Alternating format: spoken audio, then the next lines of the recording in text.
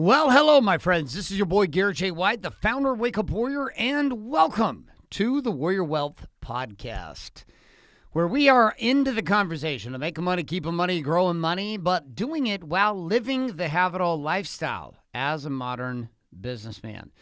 Gentlemen, if you are here for the very first time in this podcast and you are unaware of who I truly am and what I'm up to as a man and what we're up to as a movement of businessmen around the world, I would encourage you to check out warriorbook.com and or simply Google Wake Up Warrior online.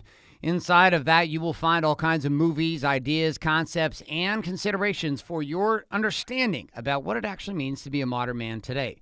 Today's focus itself, though, although unlike some of our other podcasts, Date Your Wife, the Warrior on Fire podcast, Warrior Week podcast, all of these podcasts meant to support the Warrior's Way to having it all. The Warrior Wealth podcast has a specific focus, and that is the conversation of money. And it's been a long time since I've been given an opportunity to be able to just take on the microphone and discuss the topic of money. As for the past 7-8 years, we've spent most of our time talking about, well, personal power, how that power relates into production, and all the business training that I've ever discussed in the money side of the game has been limited to stages of 2,000 to 3,000 people and exclusive events I've been invited to speak and attend at, only 1 or 2 a year. And on top of this, training inside with our own clients here at Wake Up Warrior. So it's exciting for me to be here in this conversation with you again. Now, what I've done is I've outlined the podcast to follow the following framework, okay? First off, every single week, where the first week of the month, I'm going to start into the topic of power, okay? And we're going to link up how power itself actually impacts your ability to produce, and that was what I did in last week's show. Now, this week's show, we're going to dive into production. And production is going to be all around the topic of actually getting paid. It's the first phase of Get the Money. The first phase of Get the Money. We have Get the Money, Keep the Money, Grow the Money, or Get the Money, Grow the Money, Keep the Money. Across the board, there is production. And that is the Get the Money phase. So power and then production. Our third week is all about profit, which is actually managing the money and the numbers around it inside of that production. And then the fourth week is going to be all about protection, which is how do I ultimately go about protecting my power, protecting my production, protecting my profit, and at the same time protecting my ability to continue to do this for a long period of time. So to start off today inside of the production game, we've got to talk about what production is. As a businessman, the topic of production is influenced in all kinds of different ways. If you look inside of any business, so that business itself is required to sustain a few things. One is marketing. Without marketing, there is no money. The end. What is crazy, which is that it's going to be the focus of today's topic, which is if you build it, will they come? And the answer is no. They will not come just because you build it. They will come because you marketed it and you built it. And so the first topic inside of production is this idea of money. Okay, but money is linked up to marketing, meaning the first tip of the spear inside of the game as a businessman comes down to marketing. Now, it's interesting because financial services firms are highly committed to doing that for themselves. Mutual funds, 401ks, all bullshit. This entire world of taking and putting your money into another person's business, all driven by this idea of marketing. The Federal Reserve, driven by marketing. Everything that you and I consume in the topic of money has come down to a business that has been ruthlessly committed to what? To marketing to us. Now, the media is marketing to us all the time. They're marketing to us about the government, about the president. They're marketing to us about tragedies. They're marketing to us about economic things. Like everything that you and I believe began with someone who was willing to market to us. So we're going to talk about marketing. That's the first stop here inside of production, inside of Get the Money. The second piece inside of this is going to be sales, which is ultimately the ability to take leads and then convert them into buying prospects or into customers.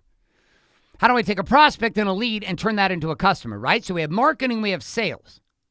A business does not exist without these two things. You cannot make money without marketing and without sales. Okay, so we have these two clearly laid out. Now, let's take those two and let's marry them up to the following, and that is our marketing and our sales is now linked up to our fulfillment, which is the ability to actually fulfill the thing that we have actually sold, which is an interesting topic because unfortunately in today's society, many companies who ultimately market very well and sell very well often fall short on their ability to what? To actually deliver well. And if we flip the script on this, there's a lot of businesses that do fantastic at fulfillment, but are shitty at marketing or shitty at sales. Or you have companies that are very effective at fulfillment, very effective at sales, but they're shitty at marketing. And so wealth itself as a topic is linked up to power, which was last week's focus. But this week in production, your ability to be wealthy comes down to your power to influence and persuade through the methodology of marketing. So marketing is what you must do. It's not an if, it's not a possible path. If you are a man that's listening to this show and you are a businessman who does not feel confident in your marketing skills, meaning you cannot make it rain on demand inside of your businesses at all, that you are simply at the want of someone else and hopefully a referral to continue the expansion, there is no predictability in this. And hence the fourth conversation we're having here in Warrior Wealth is about systemization. And so we have marketing, we have sales, we have fulfillment, and we have systemization and automation of your marketing, your sales, and your systems. So when people come to me, they say, well, where should I invest? Where should I invest? This is a question I get all the time. Garrett, where should I invest? Even long before we launched Warrior Wealth, but people don't know is that I was in the banking world and the investment world for a long time, 6, 7, 8 years. And inside of that place, long before the fall, which ultimately birthed Wake Up Warrior, I was on the passionate trail of money. Like, how do I make it? How do I keep it? How do I grow it? How do I invest it? From real estate to currency to development contracts to insurance to across the board. Like, I was involved in a shitload of mortgage brokering, bankering. Like, this was part of my game. And this question today I get asked all the time, just like I did then, which is, Garrett, where should I invest my money? And I come back to the same model that we've already introduced here at Warrior Wealth. We take a pit stop at power. Listen, what are you doing to currently secure your power? Which means the first thing you should be investing in is the power of you. Because your businesses cannot become anything bigger or better than who you are being. If you are currently showing up weak as a producer, no luck. No luck. Weak producers do not lead powerful teams. Weak producers do not continue to double down on their skills of investing. But the number one investment, while the number one asset may be the individual, the number one investment for a businessman is his own business. Wait a second. We're going to take a little detour here for a second. I want you to consider this. Look at this. So growing up as a businessman, growing up as a young man, I didn't know shit about business. I also didn't know shit about investing. So it was to my weird surprise that I found myself in this interesting trap as a businessman. So here's how it would go. I would invest in my business and I would make money. Right? Simple. I'd invest in marketing, I'd invest in sales, and then I would invest in fulfillment. And then inside of all that, I would invest in systemization and automation of those three things. Marketing, customers are finding potential prospects, selling them into customers, and then fulfilling and delivering on what I promised, and then to repeat and systematize and automatize that entire process. Yet I would get the money together, and then here's what I would do. I would look for some place to invest my money. Now, it was ironic because this is what I studied. I studied that my investment world was separate from my business world. That my business that I was running was not actually an investment. That the business I was running was simply a thing in the way to get to the investment. So I was always searching for this mythical unicorn, this ATM machine that would set me free. Not recognizing that the mythical ATM machine that I was looking for was me. That the number one asset that I could ever invest in was not a piece of real estate, it was me. And at the core of my own businesses, the greatest impact I could make on my family's future success and future financial stability did not come down to putting money into someone else's business, but came into putting money in my own business. Now let's step back and look at what the stock market actually is. What exactly is the stock market? Where exactly is money in your 401k going? I was sitting with a gentleman here just last week and he was like, I haven't even been maxing out my 401k. And I was like, for what? What do you even know about your 401k? Which was ironic to me about how this man, I give it on one side looking for a tax game, how this man was sitting in a situation he could increase the productivity inside of his own business by a figure of anywhere between 10 to 12,000 a month in income. Like bottom line net profits to the business of $10 to $12 to $15,000 per month. Yet was sitting there debating about how much money he should put into an investment in the 401k plans they had set up, which he has no idea where the money's actually going, of which he has no idea that the 401k plans are actually investing money in other people's businesses. And the return is, well, not guaranteed. And not only not guaranteed, there is a high probability of losing everything. And he has zero fucking impact or control of his own human life value to actually make a difference on side of the investment that he's making. Like, you go buy stock in Apple, good for you. I appreciate that. There's some people who are full-time professional stock traders. You are not one of them. You are a businessman, and you are got to end this fucking story that somehow the best rate of return inside of your life comes outside of your business in the mythical ATM box. So look at what was happening. I would take my money, I would go buy stock. I would invest in mutual funds. I would go invest in real estate. I'm not saying that any of these are quote-unquote inherently a massive problem. There are those who win in all of them. But here I was, a guy who spent every single day, Monday through Sunday, focused on my businesses, on marketing, on sales, on fulfillment, on systemization, automation of my own business. And then when I would get done, I would take the profits and I would try to figure out how to go give the money to somebody else who could never in a million years match the returns that I was getting in my own business. So I'm sitting with this gentleman. I said, listen, let me get this straight. You want to go take profits from your business that you control and that you can make massive impact on. You can drive the bottom line. You can drive the top line. You can make things happen. You can change the numbers in your KPIs every week. And you can make this impact not in months or years. You can make this impact in days. And yet you're sitting here asking me whether you should take $100,000 and dump it over here in this 401k plan, or whether you should take that $100,000 and improve your marketing and your sales systems, which would return you $12,000 to $15,000 a month on that $100,000 a month. Are you fucking kidding me?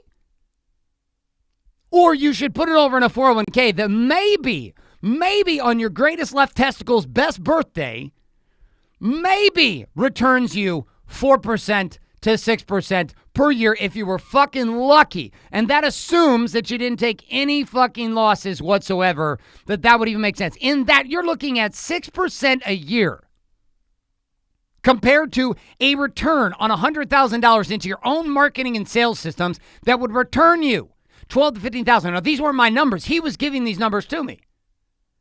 I was like, bro, this is the fucked up shit that I'm talking about. This is exactly the place I was. I would take $50,000. I would dump it into marketing, ad spend, as a marketer in my businesses. And I can tell you exactly what that return is. I can tell you exactly what the return on investment is on several of the new podcasts we launched. I can put money into my systems, into my processes, and put money out the outside. The ATM I was always looking for was right in front of me. It wasn't some lucky stock buy. It wasn't me getting lucky and buying stock in Uber. Unless you are a full-time venture capitalist and that is your job, which most of you, if not all of you listening to this, are not that guy, then I'm going to proposition, I'm going to have you consider the greatest investment in your life.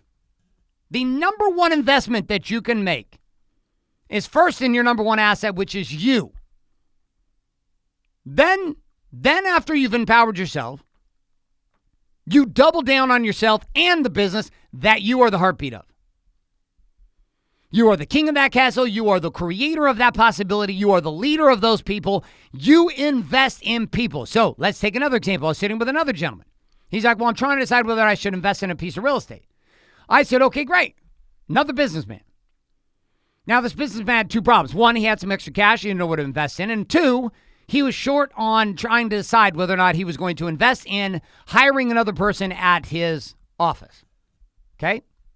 So we sat down, we started having this conversation. I said, all right, so let me get the details here. Give me the facts the way you see them. He's like, well, I've got $XYZ. He's like, I've got roughly disposable on a monthly basis, around $7,000 to $8,000. Okay, $6,000. Like per I could put together right now around $67,000. And I have a friend of mine who does real estate. He does these rehab properties, and I can go and invest $70,000 with him. And inside of that real estate property, we're going to hold and retain it, and it should spin off cash flow of around $400 a month. Now, I'm not going to get into depreciation of real estate or any of the other conversations. Inevitably, someone's going to bring up here listening to this show. Okay, I'm very aware of all that shit. Even all those included, doesn't fucking matter when it comes to what I'm about to share with you. So I look at him and I say, okay, so you're going to take $70,000, you're going to go put in this real estate deal. I said, do you love real estate? He said, no. I said, okay. I was like, do you have tons of experience in real estate? He said, no. I said, okay. I said, what do you have experience in? He said, I'm a dentist. I said, exactly. You run a dental practice. But you're putting money into a piece of real estate that you know nothing about and you have no passion for. Can you help me understand why you're doing this? He's like, well, I need to start building some assets. I said, okay, well, how about the asset called your dental practice? Well, what do you mean? What do you mean, what do I mean? Look how quickly you're willing to take $70,000 and go drop it into a piece of real estate that you know nothing about with a person who you trust, I get it, but an investment that you do not understand. That you have no unique talent in. You didn't go to college. You didn't go to school to get a degree in real estate investing. You went to school to become a dentist. Can you help me understand why you're trying to do this? Well, because I need to broaden my portfolio. Maybe. Or maybe the broadening of your portfolio needs to be figuring out how do you increase the bottom line and the net profits to your dental practice. And so we started talking about his practice. I said, let's imagine we took that $60,000 and we put it into your business. Where would you put it first? He said, well, he sat back and he said, okay, good. And we were looking at, we're spinning off maybe like $300 in cash flow, maybe off of this property, which is $3,600 a year. $3,600 a year. I know depreciation, fuck off. That like $3,600 a year in profit. Okay, in cash flow return on his $60,000, $70,000, which is not bad. So then we came over to the practice and I said, okay, where are you guys currently struggling inside the practice? And he was sharing with me they were shorthanded with the person who dealt with the client interaction and managed the client interaction experience. The practice had gotten a lot bigger. They needed more help at the practice, and he was shorthanded. I said, okay, so what if you took that $60,000, $70,000 you invested in an employee? You ever consider maybe that the investment in a person into your practice may return you higher amounts of dollars and value than the actual piece of real estate? So we had this conversation. We talked back and forth. His advisors are like, you should go into real estate. You need to diversify. He's coming back to me. I'm like, listen, I'm not your advisor. Tell him to fuck off. I was like, I'm a consultant here looking at you with money and you're trying to make a move in your business. I'm having you look at and see you are your number one asset. I'm having you look at and see your business is there's nothing you've ever put money into outside of yourself and your business that's giving you a higher rate of return. Nothing. I was like, none of the failed investments you made in Uber, none of the failed investments you made in real estate in the past, land deals, none of the fucking, like nothing. I was like, can you give me anything that's giving you a higher rate of return than your business? He's like, well, no. I said, okay, how much is a client, an average client, worth to you per year? He knew his numbers. We went through and he's like, the average client to us is worth around $1,300 to $1,500.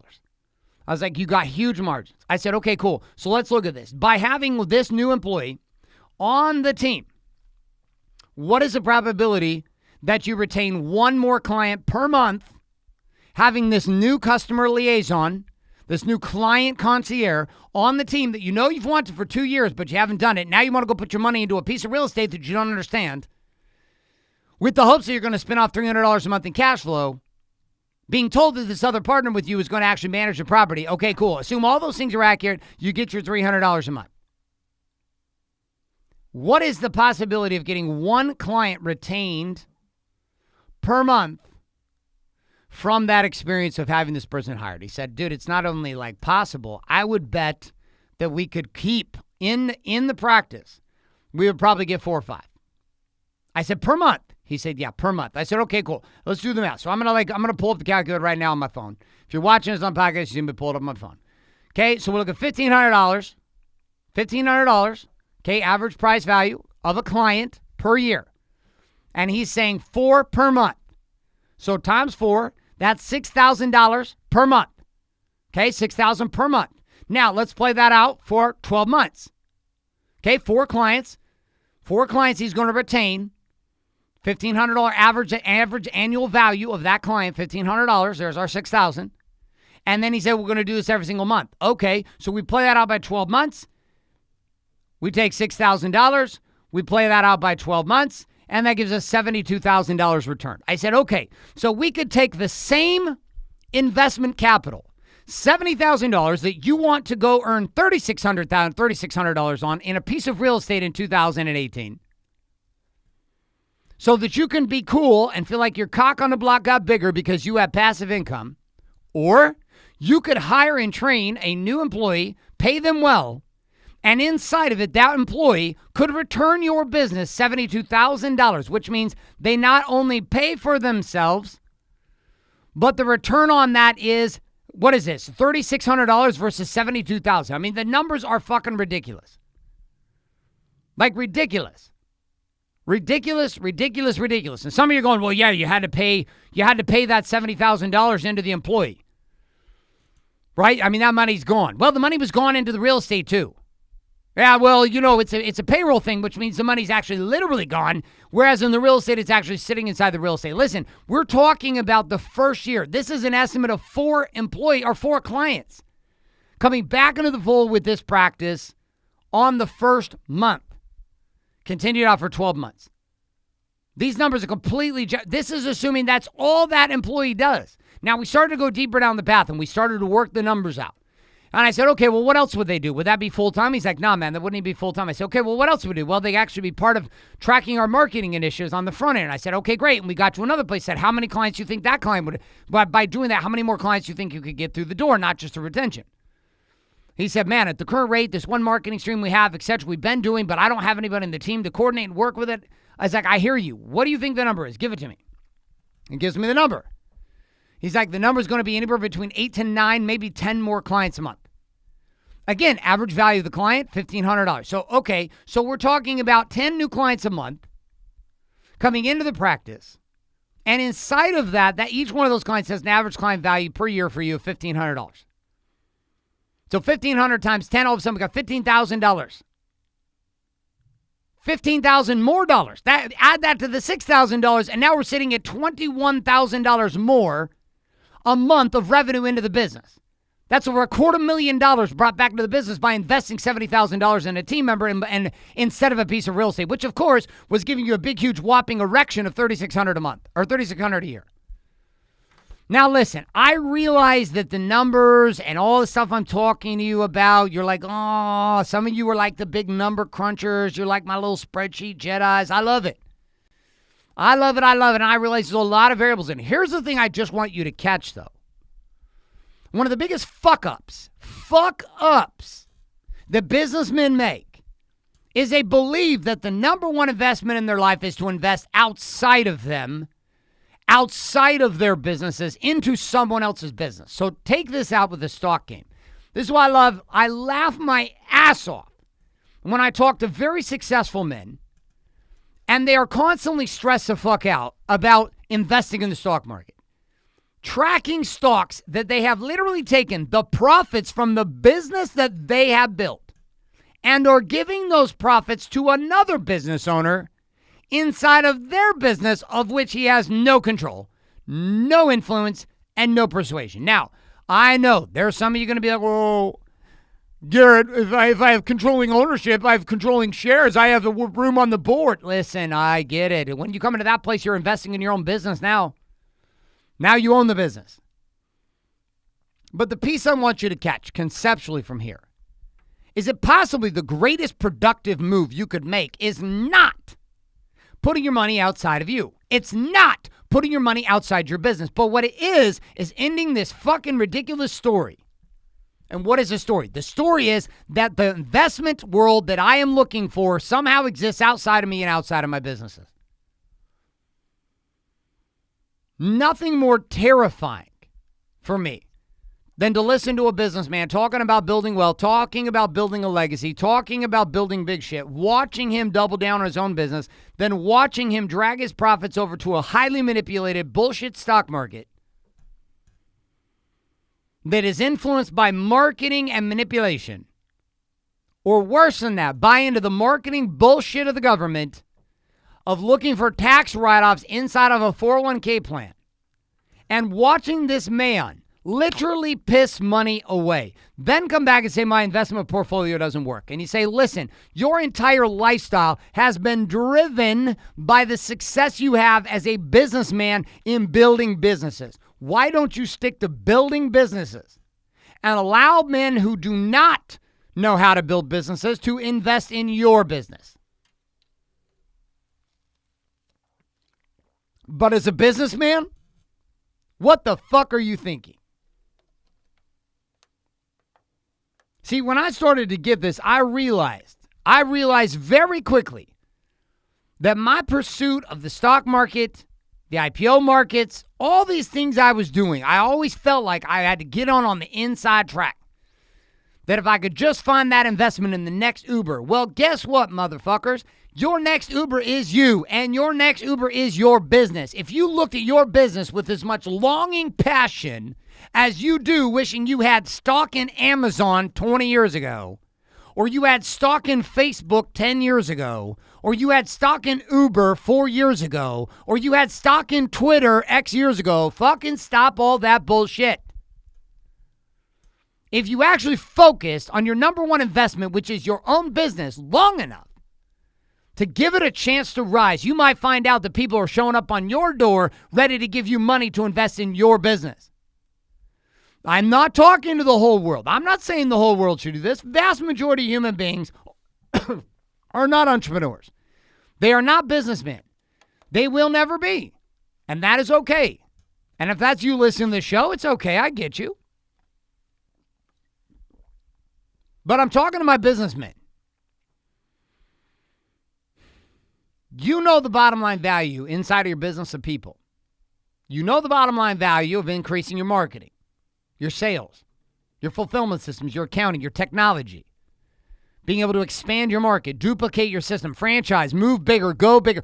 Your entire gold mine that you are looking for is sitting in your backyard, but you keep going out the front yard, getting in your car and driving down the road and looking for the magical unicorn and the bucket of Lucky Charms with the leprechaun sitting right next to them, ATM machine where you can magically put your money and it will magically take care of you. And the whole time it's been you. And the whole time it's been your business. Now, for the next 15 minutes, we're going to talk about this idea of marketing then inside of production. Because this is the first place that you can begin to make a better investment in you and in your business is to make an investment inside the business of you and inside the businesses that you ultimately control. And one of the first places is marketing. So what is ironic about this is I became an entrepreneur almost 17 years ago. And I was a PE teacher and a football coach, read the book Rich Dad Poor Dad, got into mortgages and real estate, like so many individuals my age. I'm 41 years old now, 42 this year. I was young in my 20s, mid-20s, just kind of getting after it. Early mid-20s. And I didn't really know much. I didn't know much about business. I didn't know much about investing. I was learning all that as I went. I had no experience or exposure in either. So, but the crazy part was it wasn't until 2009 that I actually woke up to the possibility, after 8 years of entrepreneurism, that I woke up to the possibility of the following. That is, the man who can make it rain can control the game. The man who can make it rain can control the game. So I would go to business events, networking events, I would see big workshops, and I would watch that the most powerful men in the room that I was standing in were marketers. What I mean by that is that they were men and women, for that case, men and women, but they were men who could make it rain leads. Not just like any lead, qualified leads. And in a modern game, the man who can make it rain controls the game. Now, for most businessmen, they don't know how to do this. So again, they think, well, you know what might be smarter is for me to go invest in real estate. Or what would be smarter, even though my business is not XYZ, would be for me to go invest in somebody else's business. Or what if you invested in in-house marketing? What if you invested in your own marketing of your own mindset? What if you invested in you becoming the point of the spear inside of your own organization, controlling the leads? There's no greater tragedy in any business than losing control of leads. qualified prospects to become clients. Like, there's nothing that will kill a business faster. This is why doctors become beholden to hospitals. It's why surgeons become beholden to insurance companies. It's why, if you watch across the game, businesses that cannot produce leads are at the mercy of those who can, and the strategic alliances that they form up with, who control the leads that ultimately feed their families. But there I was, 2009. I walk into a Barnes & Noble, actually Crutch in. I walk into a Barnes & Noble, and you know what, as I'm telling this, it's not 2009, it's 2011 when this happens. Because I remember I was on my crutches, which means I had torn my Achilles tendon in September of 2011. So I walk into this Barnes & Noble crutching along, and there's a book. And the book is 30 Days of Guerrilla Marketing by a man by the name of Glenn Livingston, who passed away here a number of years ago.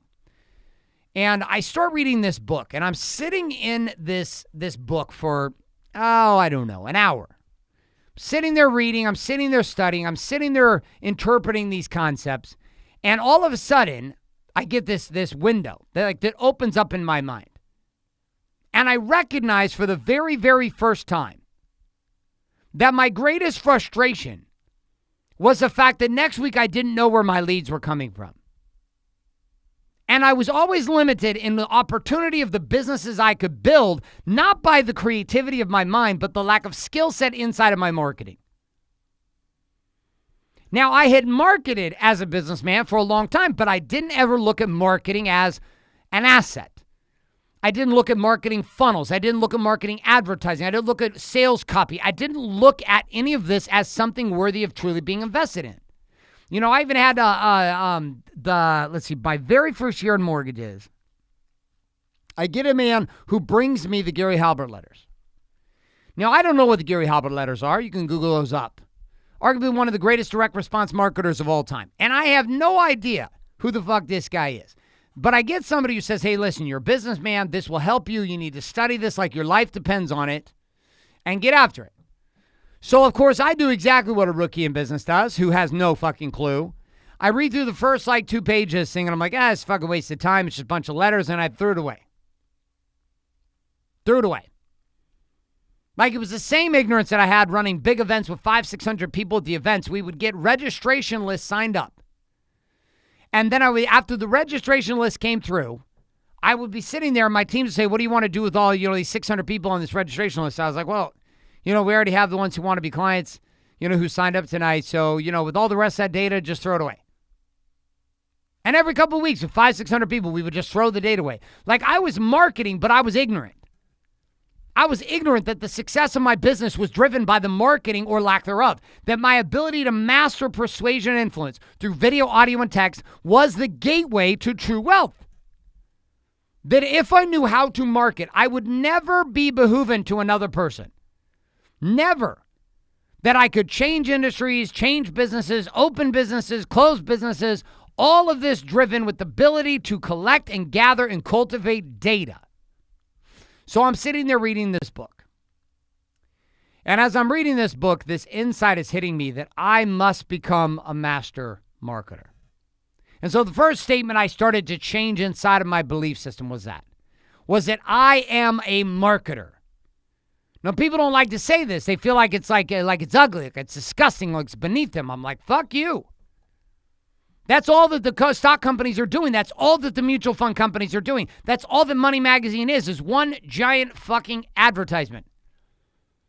The way you believe money is, and the way you believe life is driven by the marketing that owns your mind. So if you want to set your mind free, guess what you're going to have to do? You're going to have to market. And you're going to have to start with marketing yourself. And you're going to have to start with this statement that I am a marketer, and you're going to have to be okay with this. I am a marketer. If my number one asset is me, my number one investment is my business, then the first principle inside of this is I am a marketer. I am a deliverer of messages. I am a man who can, in my businesses, reach out into the virtual and physical space, identify prospects and qualified leads, and cultivate those leads into a position of favorable conditions for number 2. So I had this insight reading Glenn Livingston's book. I already knew that I was down this path with sales. We had been selling for a very long time. I'd kind of been a natural born salesman, but a completely ignorant, fucking retarded marketer. Yet here I was, a businessman trying to be wealthy, putting my money into stock accounts. For what? For what? Should have taken every single one of those pennies and invested in my marketing skills and my sales skills. So then sales comes along. Well, what is sales? Selling also, again, a dirty word. Dirty word according to many. I was even doing training, a live webinar today. I had a guy get upset about the fact, he's like, I just feel like you're always like seducing and pitching. I was like, motherfucker, of course I am. Of course I am. Because I am a marketer and I am a closer. I am a closer. Which means I live in a world of yes and no. I live in a world of commitments. I live in a world of committing leads to become clients. The end. I don't apologize for this shit. I don't apologize for building wealth. You realize that to build wealth, you have to be a closer. Like, you can't be a passive-aggressive little pansy on the sideline. And that's exactly who we are when we begin to put our money into things that are not our business. Things that we don't understand, things that we are confused about. And we begin to trust people who are supposedly got us in their best interest. This is why I do not have a securities license. Because securities is a fucking scam. Check this shit out. It's called secure. If it's so secure, how the fuck can I lose all my money in it? And if you're a security agent, you're listening to this advisor, there's a reason why you can't market. There's a reason why you're restricted. Because the securities game is legalized gambling. But yet it's crazy. It's crazy that businessmen have not even considered that the best place that they could, quote, reduce the risk of gambling is to actually double down on their own business. And that's the first thing I'm trying to close you on. I am marketing my ass off to you right now. I am closing you on the possibility that the way you have looked at yourself and looked at your business is complete horseshit. The way that you looked at wealth is complete horseshit. You think that wealth is somehow going to be found outside of you. No. So I am a marketer. Principle 1. 2, I am a closer. This means I'm okay with selling. Do you know another thing that just drives me insane? Is to be around businessmen who could do 2, 3, 4 times revenue. But they have this story going on in their brain about being a salesman. They have this story in their mind about being a closer. They have this story in their mind about being a marketer. Marketing is a department. Marketing is not what I do. Selling is a department. We have a sales team. It's not what I do. Fuck you. Your entire day is spent marketing your people, marketing your clients, marketing your strategic partners, messages that get people to move. And then your second responsibility is to close. Close commitments. Yes or no? How often? Every single day. Every single day. Our entire money game is run in this country by marketers. Wouldn't it make sense to you to stop dumping money into bullshit and start dumping money into mastering your marketing and your sales? I could be crazy. Third piece. I am a leader, not a savior. This is the third fundamental law of believing who you believe yourself to be. See, up to this point, you believe yourself to be a businessman, which I'm not disagreeing with you. Or maybe you want to be a businessman. You're not a businessman, but you want to be a businessman. Yet the successful businessmen that I've ever met, and the distinction and difference between me now and who I was, is the fact that I've owned these truths. I own the truth. I hold them to be self-evident that what? That I am a marketer. That I what? That I am a closer. That I what? That I am a leader, not a savior. My job is not to save my clients. My job is not to save my employees. My job is not to save my strategic partners. My job is not to save anybody. My job is to lead people, not save people, lead people. This podcast is not trying to save you. It's not some salvation thing. I'm not going to do a prayer for you with a seed of $15. Here, sow a seed for $15 and let me do some prayers for you and make you feel good about yourself. No, not happening. Not happening. I'm going to lead you. If you don't want to follow, that's fine. But I'm going to lead you based on what? Based on how I live. Based on what I've learned. Here's what I've learned. Here's how I live. Now let me lead you on what I have learned and I've learned to live. Not from some fucking theories or some changed up dogma inside of the stock market and the confusion of the money markets, the currency and cryptocurrency and all the other games that are up. I did the currency games. Now it's just cryptocurrency. Great. Same conversation came up with a gentleman here just 2 days ago. Well, Garrett, how much money do you think I should put into crypto? And I was like, how much money? What are you talking about? He said, how much money do you think I should put into crypto? I said, are you a professional crypto investor? They're like, what do you mean? I was like, do you do this full time? No. I said, then fucking zero. He's like, what do you mean? I was like, exactly what I said. He's like, well, the guy told me that, I should be willing to lose up to, whatever I put in, I need to be willing to lose. Exactly my fucking point. I was like, instead of putting that $20,000 to $30,000 into cryptocurrency, why don't you invest that $20,000 to $30,000 into improving your marketing systems by 20% for this year? And watch as your improved marketing systems inside your own business. Watch as your improved sales systems inside your own business give you returns that crypto can never give you. And some people are like, oh, I've watched people become millionaires. I know. Every squirrel gets a nut when they're a gambler. There's a handful of squirrels that are always going to get the nuts in this. But I'm after predictability and after sustainability because you can't build wealth on a crapshoot. You can build wealth on predictable principles over time. And that wealth we're talking about is sustainability and viability and predictability of your number one investment, which is your business. And so as we're going to wrap up today's show, marketing matters. Being a closer matters. Being a leader, not a savior, matters.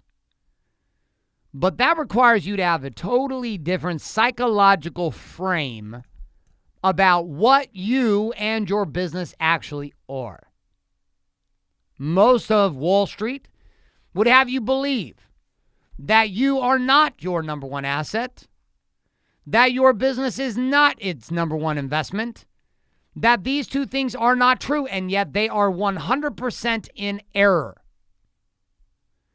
In the one cheek, they tell you are not your number one asset by their behaviors. They tell you that your business is not the number one investment, but their hedge fund is. And yet, you are the one that actually had to have the skill sets available to earn the resource necessary to give it to them. What if you just gave yourself a shot to believe in you? What if your greatest long-term viable wealth strategy was about building businesses that were predictable and sustainable? Not one, not two, many. Many businesses. I didn't say it's for everybody. Most people will never pull this off. But for our businessmen, what if this was actually your most secure path? What if the ATM you were looking for was right at your front door? What if the ATM you were looking for stares you back in the mirror every morning when you brush your teeth?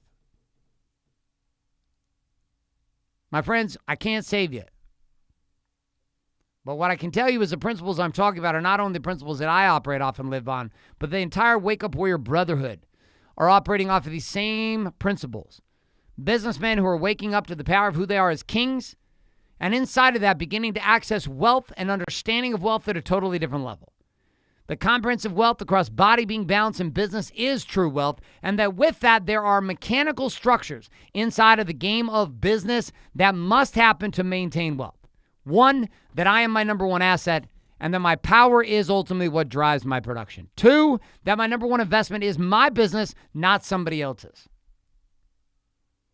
Gentlemen, you start knocking down these two, things are starting to change big time. Couple of reminders here as we wrap up today's show. If you head to warriorwealthnow.com, you can watch the actual live video versions of these shows. If you're subscribed here on iTunes, Google Play, SoundCloud, or Stitcher, head on over to warriorwealthnow.com, where you'll be able to access all of the video as well as text, both the transcripts, the show notes, as well as some specific filtered down and strategic content for you that are linked up directly to each one of these shows. Also, if you're not currently following us on all the rest of our shows, I would encourage you to get subscribed both to Warrior Week, Warrior on Fire, the daily podcast, as well as Date Your Wife, which is a podcast I do with my wife on the principles of living the Warrior's Way. This brings us to a conclusion here for today's episode inside of the Warrior Wealth Podcast. Would love your subscription and your review here with the show in iTunes, Google Play, or Stitcher and SoundCloud. And we'll see you next week. Next week, I'll be back with the topic of profit. And we're going to be talking about the power of numbers and why you must know your numbers in order to continue to sustain the predictable wealth game that we are discovering. We'll continue down that path also of looking at the number one asset, number one investment. And that'll ding us also the first introduction here in the show to the number one strategy. My friends, that's all I got for you today. This is Garrett J. White here with the Warrior Wealth Podcast, signing off, saying love and light, good morning, good afternoon, and good night.